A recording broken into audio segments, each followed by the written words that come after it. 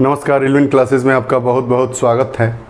आज हम पर्यावरण की एक नई कक्षा के साथ आप लोगों के सामने उपस्थित हैं। आप लोगों के द्वारा हमारे विषय को बहुत ही सराहा जा रहा है, इसके लिए आप लोगों को बहुत बहुत धन्यवाद। और मैं यह चाहूँगा कि आप लोग ऐसे ही हमें सहयोग देते रहें, कमेंट बॉक्स में अपने सुझाव देते रहें। जैसा कि हम पर्यावरण के संरक्षण से संबंधित संगठन व समितियों के बारे में पिछली कक्षा में अध्ययन किए, उसमें हम लोग BLI पढ़े, IUCN पढ़े, UNEP पढ़े, उसके बाद WMO पढ़े, WWF पढ़े। इसके बारे में हमने विस्तृत अध्ययन किया। आज हम अपने कक्षा में वैसी ही कुछ संस्थाओं के बारे में पढ़ेंगे जो परीक्षा की दृष्टि से अत्यंत ही महत्वपूर्ण है, और इसके साथ ही साथ वैश्विक स्तर पर भी उन सब समितियों और संस्थाओं को एक मान्यता दी गई है और सम्मान की दृष्टि से उन संस्थाओं को देखा जाता है। ये जो संस्थाएं हम लोग पढ़े हैं वो वैश्विक स्तर पर पर्यावरण के संरक्षण के लिए, जीव जंतुओं के संरक्षण के लिए और वैश्विक ऊर्जा तापन में हो रही वृद्धि को रोकने के लिए किए गए प्रयासों की बात इन सभी में लगभग की गई है। आज हम लोग पढ़ेंगे जो 3 संस्थाएं थी आपकी। International water foul and wetland research bureau पहली संस्था थी, एशियन वेटलैंड ब्यूरो दूसरी संस्था थी, and wetland for the America. ये तीनों अलग अलग संस्थाएं थी, लेकिन तीनों का उद्देश्य जो था वो आर्द्र भूमि के संरक्षण से संबंधित था। इसलिए आने वाले समय में इसको एक करके इसका एक नया नाम दे दिया गया। उसके बारे में हम लोग पढ़ेंगे, उसके बारे में विस्तृत बात करेंगे। उसके बाद एक ग्रीन पीस मिशन चला था, वो कहाँ चला था, इसका उद्देश्य क्या था, इस कब लागू हुआ, इसमें कौन कौन सी चीज़ों का समायोजन हुआ था, इसके बारे में पढ़ेंगे। और इसके बाद हम ये संस्थाओं से संबंधित जो प्रमुख बातें और प्रमुख संस्थाओं के बारे में पढ़ने की बात की गई थी उसको यहीं पे समाप्त करेंगे, क्योंकि इतनी संस्थाएं परीक्षा की दृष्टि से अत्यंत ही महत्वपूर्ण हैं और होती है। उसके बाद हम लोग पढ़ेंगे पृथ्वी शिखर सम्मेलन क्या था, स्टॉकहोम समझौता क्या था, बेलेजिया घोषणा पत्र जो इटली का एक शहर है बेलाजियो, उसमें हुआ था, वो क्या था, उसमें किन किन बातों के लिए। उसके बाद हम लोग पढ़ेंगे मॉन्ट्रियल प्रोटोकॉल से संबंधित बातें। उसके बाद भारत के संबंध में जो बात की गई थी। उसके बाद ऊर्जा उत्सर्जन, कार्बन फुटप्रिंट, इन सब के बारे में लगातार आने वाली कक्षाओं में हम बात करेंगे। आइए आज हम अपना पहला विषय लेते हैं। देखिए 3 संस्थाएं थी। International water foul and wetland research bureau पहली संस्था थी, दूसरी जो संस्था थी एशियन वेटलैंड ब्यूरो, और तीसरी संस्था थी वेटलैंड फॉर द अमेरिका। ये तीनों संस्थाओं का एक ही उद्देश्य था। इसका उद्देश्य था क्या था कि जो वेटलैंड, जो आर्द्र भूमि होती है, उसका संरक्षण व संवर्धन किया जाए। इसको मद्देनज़र रखते हुए वर्ष 1991 में ये तीनों संस्थाएं 1991 से एक साथ काम करने लगी। लेकिन इसको अंतर्राष्ट्रीय स्वरूप कब मिला? इसको अंतर्राष्ट्रीय स्वरूप वर्ष 1996 में, जब इन तीनों संस्थाओं, international water foul and wetland research bureau, दूसरा एशियन वेटलैंड ब्यूरो और तीसरा वेटलैंड फॉर द अमेरिका को मिलाकर एक संस्था बना दी गई, जिसका नाम रखा गया आर्द्र भूमि अंतर्राष्ट्रीय, वेटलैंड इंटरनेशनल, और बना दिया गया, और उसका मुख्यालय नीदरलैंड रखा गया।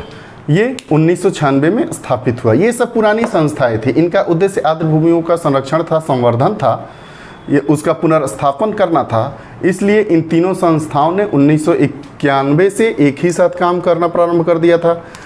अत्यधिक तालमेल और सबका उद्देश्य एक ही होने के कारण और एक साथ मिलने के बाद इनके उद्देश्यों की पूर्ति में तेजी आने लगी, लक्ष्य जल्दी जल्दी प्राप्त होने लगे। तो इसलिए इन तीनों ने मिलकर 1996 में एक नए संगठन के रूप में अपना विलयन कर दिया, जिसको आर्द्र भूमि अंतर्राष्ट्रीय नाम दिया गया, जिसका मुख्यालय नीदरलैंड में है। देखिए अब दूसरा हम लोगों का जो था हरित शांति, ग्रीन पीस। ग्रीन पीस क्या है?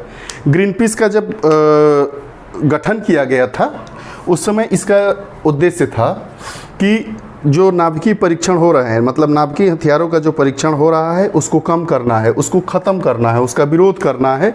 इसके लिए वैंकूवर जो कनाडा में है उसमें वर्ष 1971 में हरित शांति की स्थापना की गई थी। लेकिन भविष्य में ये अपने उद्देश्यों का विस्तार किया और इन्होंने नाभिकीय हथियारों के परीक्षण का विरोध करने के साथ ही साथ पर्यावरण के संरक्षण का काम करने का बीड़ा उठाया।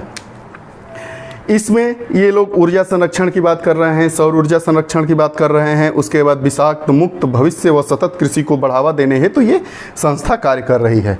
ये संस्था जैसे पूछेगा कि हरित शांति मिशन की स्थापना कब हुई, तो हरित शांति मिशन की स्थापना वर्ष 1971 में हुई। कहाँ पे हुई, तो वैंकूवर कहाँ है, कनाडा में है। ठीक, जब यह संस्था का गठन हुआ था तो इसका उद्देश्य क्या हुआ था? इसका उद्देश्य ये था कि नाभिकीय हथियारों के परीक्षण का विरोध करने के लिए संस्था बनी थी। बाद में ये अपने लक्ष्य को बढ़ा की, अपने उद्देश्यों को और विस्तारित रूप देते हुए ये अपने उद्देश्य में पर्यावरण का संरक्षण को भी जोड़ा इन्होंने। और पर्यावरण का संरक्षण, उसके साथ ही साथ संरक्षण होगा। उसके बाद विषाक्त मुक्त भविष्य, मतलब विषाक्त मुक्त भविष्य का मतलब ये है कि हम लोग उर्वरक से संबंधित चीज़ें नहीं खाएंगे, जो चीज़ें हमें नुकसान कर रही है पर्यावरण, उसको हम ग्रहण नहीं करेंगे, वो हमारे ग्राह्य नहीं होगी, ये उद्देश्य लिया। और सतत कृषि को बढ़ावा देना अपने उद्देश्य में शामिल किया। स्थापना तो हुई थी वैंकूवर में। देखिए, दो प्रश्न इसमें से महत्वपूर्ण है। स्थापना कहाँ हुई थी? वैंकूवर कनाडा में हुई थी, लेकिन जो इसका मुख्यालय हुआ वो नीदरलैंड के एम्स्टर्डम में इसका मुख्यालय है। देखिए, हरित शांति मिशन, ग्रीन पीस अंग्रेजी नाम है। स्थापना 1971 वैंकूवर कनाडा में हुई। उद्देश्य था नाभिकीय हथियारों के परीक्षण का विरोध करना, इसके लिए ये बनी ही थी। बाद में अपने उद्देश्य को विस्तारित रूप देकर पर्यावरण के संरक्षण का काम करती है। एक इसका उद्देश्य है विषाक्त मुक्त भविष्य को, सतत कृषि को बढ़ावा देना। मुख्यालय एम्स्टर्डम में है।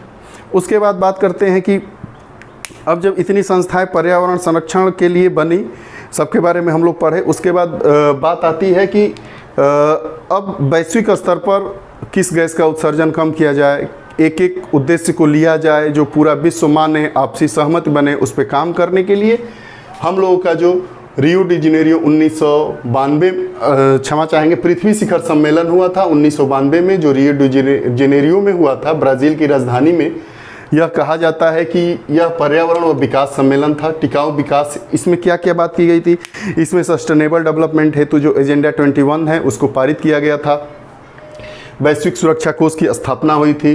वैश्विक सुरक्षा कोष में की स्थापना हुई, मतलब सभी देश अपना अपना कुछ मद देंगे आर्थिक रूप से, और एक वैश्विक सुरक्षा कोष की स्थापना की जाएगी। और वैश्विक सुरक्षा कोष की स्थापना होगी तो जो मद में पैसा होगा वो किन किन प्रयासों के लिए दिया जाएगा। तो उसमें ये था कि ग्लोबल वार्मिंग को रोकना प्रथम होगा, जैव विविधता का संरक्षण होगा, वैश्विक जल संसाधनों के प्रदूषण पर नियंत्रण में सहयोग देने हेतु वैश्विक सुरक्षा कोष की स्थापना हुई थी। तो पृथ्वी शिखर सम्मेलन कब हुआ था? 1992 में हुआ था।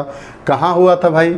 रियो डी जेनेरियो में हुआ था। रियो डी जेनेरियो कहाँ है? ब्राज़ील में है।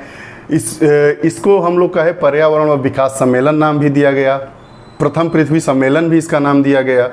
ये पूछा जाता है कि एजेंडा 21 किस शिखर सम्मेलन में पारित किया गया? जो टिकाऊ सस्टेनेबल डेवलपमेंट है, तो एजेंडा 21 था, वो पृथ्वी शिखर सम्मेलन 1992 में लागू किया गया। उसके बाद वैश्विक सुरक्षा कोष की स्थापना कब, किस सम्मेलन के तहत हुई या कब हुई? तो वैश्विक सुरक्षा कोष की स्थापना पृथ्वी शिखर सम्मेलन 1992 में की गई। ये वैश्विक सुरक्षा कोष में जो पैसा जमा होता है वो क्या काम करता है? तो ये ग्लोबल वार्मिंग को रोकने के लिए, जैव विविधता के संरक्षण के लिए एवं वैश्विक जल संसाधनों के प्रदूषण नियंत्रण में सहयोग देने के लिए इसके मद से खर्च किया जाता है या पैसा दिया जाता है। स्टॉकहोम समझौता। स्टॉकहोम समझौता किसके तत्वाधान में हुआ? तो स्टॉकहोम समझौता संयुक्त राष्ट्र संघ के तत्वाधान में हुआ, यूएनओ, यूनाइटेड नेशन ऑर्गेनाइजेशन के तत्वाधान में हुआ। कब हुआ? तो 5 जून 1972 को हुआ। इसका समझौते का उद्देश्य क्या था? समझौते का उद्देश्य ये था कि पर्यावरण सुरक्षा हेतु, ये कैसा समझौता था? जो स्टॉकहोम समझौता था वो पर्यावरण संरक्षण हेतु प्रथम विश्वव्यापी प्रयास था। विश्वव्यापी मतलब वैश्विक। यूएनओ के जितने सदस्य देश हैं सब ने मिलकर स्टॉकहोम में समझौता किया 5 जून 1972 को पर्यावरण सुरक्षा हेतु। ठीक, उसमें कई बातें की गई। उसमें यूएनईपी कार्यक्रम को प्रारंभ किया गया। यूएनईपी यूएनईपी कार्यक्रम को प्रारंभ किया गया। यूएनईपी मतलब यूनाइटेड नेशन इन्वायरमेंटल प्रोग्राम, जिसकी बात हम पिछली कक्षा में विस्तार से कर चुके हैं। संयुक्त राष्ट्र पर्यावरण कार्यक्रम प्रारंभ किया गया। उसके बाद क्या हुआ, इसी में जो हम लोग अंतर्राष्ट्रीय पर्यावरण दिवस या विश्व पर्यावरण दिवस मनाते हैं 5 जून को, इसी सम्मेलन में मनाने की बात की गई ताकि हम पर्यावरण के प्रति जागरूक हो सकें और यूएनईपी द्वारा चलाए जा रहे जितने पर्यावरण से संबंधित प्रोग्राम हैं, कार्यक्रम हैं, उनको हम मूर्त रूप दे सकें। इसी में एक 25 सूत्रीय घोषणा हुआ। ये 25 सूत्रीय घोषणा पत्र क्या था? ये था पर्यावरण संकट को दूर करने के लिए 25 सूत्रीय घोषणा पत्र जारी किया गया। तो स्टॉकहोम समझौता क्या था? पहला 5 जून 1972 को पर्यावरण सुरक्षा हेतु प्रथम विश्वव्यापी प्रयास था, यूएनओ के तत्वाधान में किया गया था, संयुक्त राष्ट्र के तत्वाधान में। इसमें क्या क्या बातें हुई? तो इसमें संयुक्त राष्ट्र पर्यावरण कार्यक्रम प्रारंभ किया गया। यूएनईपी प्रोग्राम इसी में प्रारंभ किया गया। अभी परीक्षा में भी पूछा ही गया है कि यूएनईपी कब चालू किया गया था? तो 1972 में। कहाँ से? तो स्टॉकहोम समझौते के तहत। ठीक है। उसके बाद इसी में क्या किया गया? तो विश्व पर्यावरण दिवस की घोषणा की गई कि 5 जून को हम लोग प्रत्येक वर्ष विश्व पर्यावरण दिवस मनाएंगे। प्रश्न ये भी पूछा जाता है कि विश्व पर्यावरण दिवस 5 जून को ही क्यों मनाया जाता है? इसलिए मनाया जाता है कि संयुक्त राष्ट्र संघ के तत्वाधान में 5 जून 1972 को पर्यावरण सुरक्षा हेतु प्रथम वैश्विक प्रयास किया गया था। तो प्रथम वैश्विक प्रयास की याद में हम 5 जून को विश्व पर्यावरण दिवस मनाते हैं। इसमें क्या हुआ? तो पर्यावरण संकट को रोकने के लिए 25 सूत्रीय घोषणा पत्र जारी किया गया था। इससे संबंधित ये 4-5 बातें परीक्षा की दृष्टि से अत्यंत ही महत्वपूर्ण है, जिसको आप सुने और इसको नोट करिएगा और कहीं ना कहीं ये परीक्षा में देखने को आपको मिल जाएगा। और आप हमारी वीडियो को आप लोग लाइक करते रहें। अब देखिए, जो इटली में एक शहर है बेलाजियो घोषणा पत्र जारी किया गया। ये बेलाजियो घोषणा पत्र कब जारी किया गया? वर्ष 2002 में। वर्ष 2002 में बेलाजियो घोषणा पत्र जारी किया गया। ये बेलाजियो घोषणा पत्र क्या है? बेलाजियो घोषणा पत्र मतलब जो यातायात एवं परिवहन से संबंधित है। इसमें यातायात से जो धुआं निकलता है, ईंधन प्रयोग होता है, उसके मानक को रखने की बात की गई थी कि इसका नियमन कैसे हो, कैसे मतलब पर्यावरण को कम दूषित किया जा सके, उससे संबंधित जो चीज़ें हुई वो बेलाजियो घोषणा पत्र में हुई। तो ये पूछा जाता है कि बेलाजियो घोषणा पत्र का मेन उद्देश्य क्या था? तो बेलाजियो घोषणा पत्र का जो मेन लक्ष्य था, उद्देश्य था, वो ग्रीन हाउस गैसों के उत्सर्जन में कमी लाने के उद्देश्य से बेलाजियो घोषणा पत्र जारी किया गया था 2002 में। बेलाजियो कहाँ है? तो इटली में है। और इससे संबंधित क्या था? तो मोटर वाहनों तथा यातायात ईंधनों के लिए नियामक सिद्धांत दिए गए थे। देखते हैं बेलाजियो घोषणा पत्र। इटली, बेलाजियो इटली का शहर है। ठीक, वहीं पे ये घोषणा हुआ था, इसलिए इसका नाम बेलाजियो रखा गया। वर्ष 2002 में जारी हुआ था यह घोषणा पत्र।